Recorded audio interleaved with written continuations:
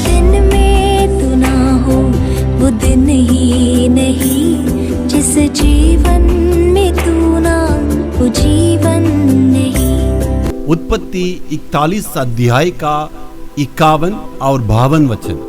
और यूसुफ ने अपने जेठे का नाम यह कहकर मनाशे रखा कि परमेश्वर ने मुझसे सारा क्लेश और मेरे पिता का सारा घराना बुला दिया है। और दूसरे का नाम उसने यह कहकर इब्राहिम रखा कि मुझे दुख भोगने के देश में परमेश्वर ने फुलाया फलाया है। यूसुफ मिस्र देश में आने के बाद, अकाल वहां आने के पहले परमेश्वर ने उन्हें 2 बेटों को दिए, एक मनासे, एक इब्राहिम। तो परमेश्वर ने उनको दिया और अपने बेटों का नाम रखा।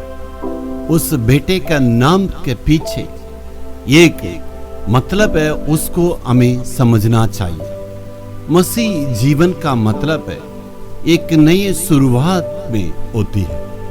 पुरानी बातें भूलना चाहिए।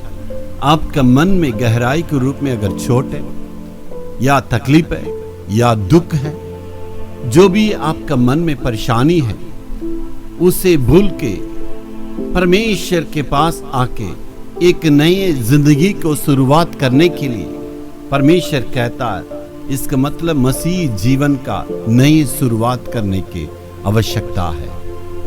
सारी पुरानी बातों को भूलना है, एक नई शुरुआत करना ही परमेश्वर की इच्छा और उनकी मन है। यूसुफ ने अपने भूतकाल की दुखों को भूल के एक नई शुरुआत करने के लिए निर्णय किया है। उनका पिताजी के घर में भाइयों के द्वारा उन्होंने सतावट को देखा है, अकेलेपन को महसूस किया है।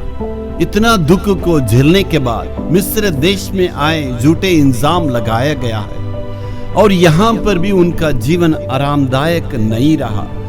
इसका मतलब पिताजी के घर में उनको एक सुख मिलना था, वो भी नहीं मिल सका। और यहाँ पर मिस्र देश में आने के बाद इतना वो दुखों को झेलना पड़ा, परेशानी को झेलने पड़ा। और अभी कहता है, मेरे परमेश्वर ने ये दुख को, क्लेश को मुझसे दूर किया है। सारे पिताजी के घराने का उनको सारे बातों को बुला दिया है। मैं एक नई शुरुआत करने वाला हूँ।